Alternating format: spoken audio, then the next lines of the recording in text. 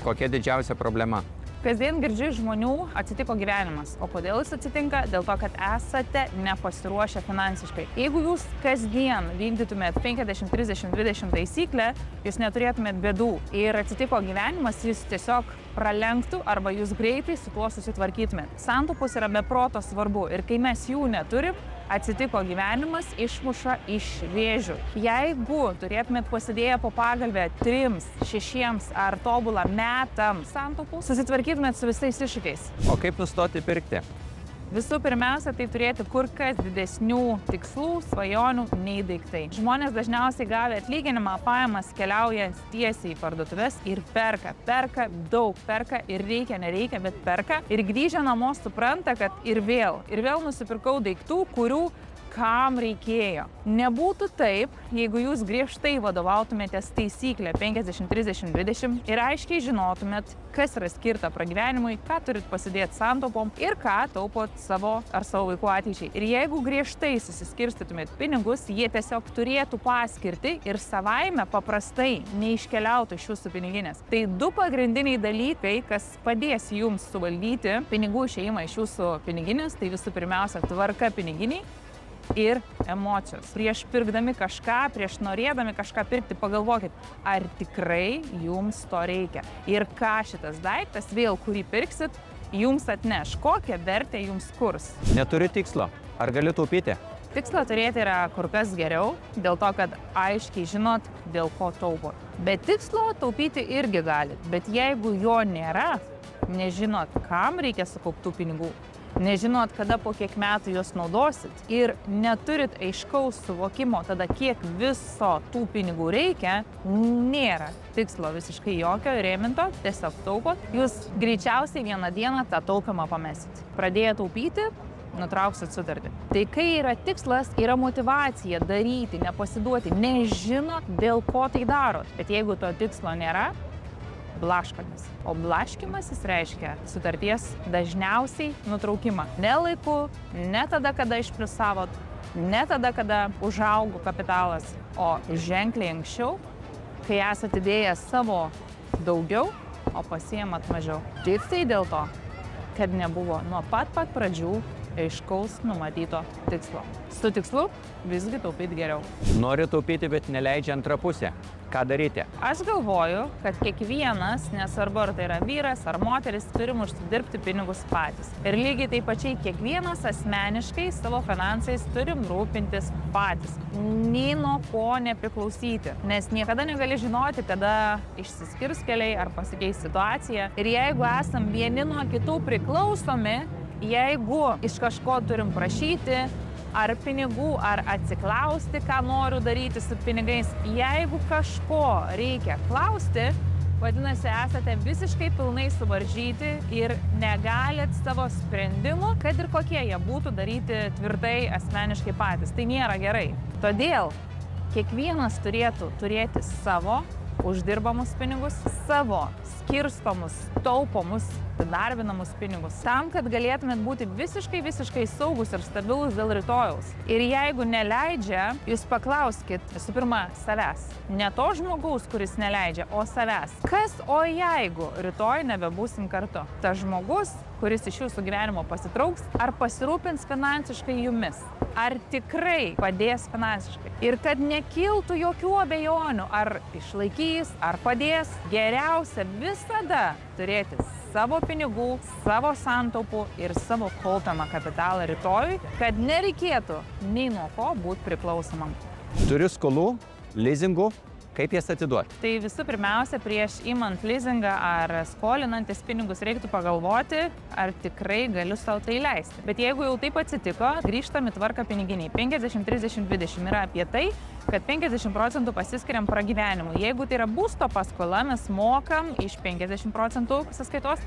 Jeigu tai yra lizingas arba vartojamoji paskola arba kokia greitoji skola, tai mokam iš 30% sąskaitos. Ir jokiais būdais neskubam atiduoti tos skolos, lizingo greitai, jeigu neturit pinigų tiek, kad galėtumėt viską iš karto sudengti ir dar liktų saugus rezervai. Grįžtant prie to, pirmiausia turit pagalvoti, ar verta, o jeigu jau yra tos skolos, tada iš 30% sąskaitos jas mokėti. Po truputį, kol galiausiai vieną dieną visą tai užsibaigs. Ir daugiau nekartoti tų klaidų.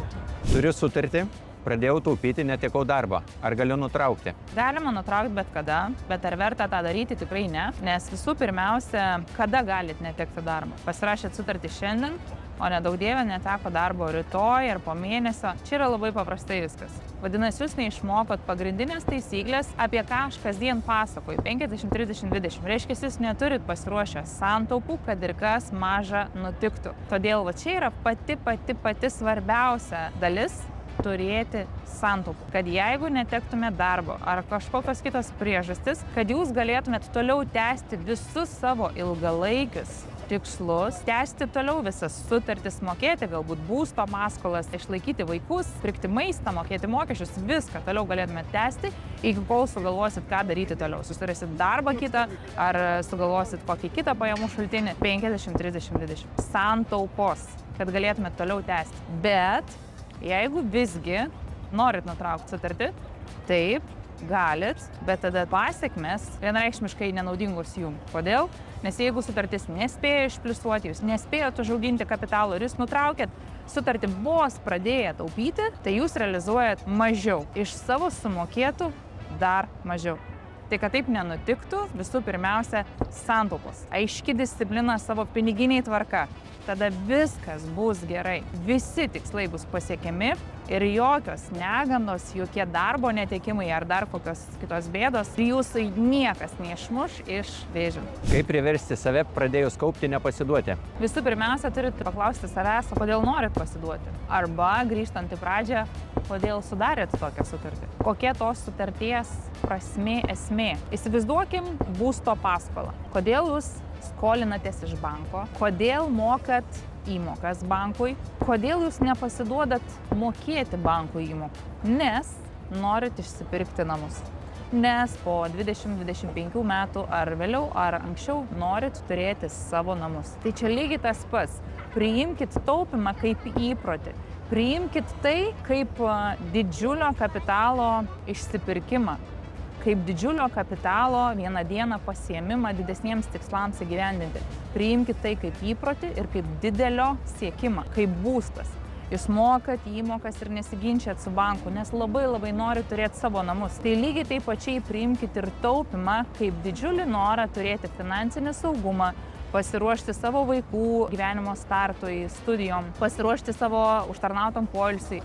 Pasiruoškit, priimkit tai kaip įprotį pasiruošti geresniam gyvenimui. Gyvenkit čia ir dabar gerai, bet nepamirškit, kad ir rytoj norėsit taip gerai gyventi. Tai bet būtent to vedami nepasiduokit.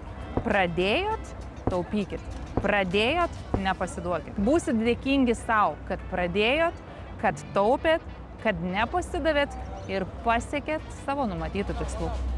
Neklausimas, o komplimentas.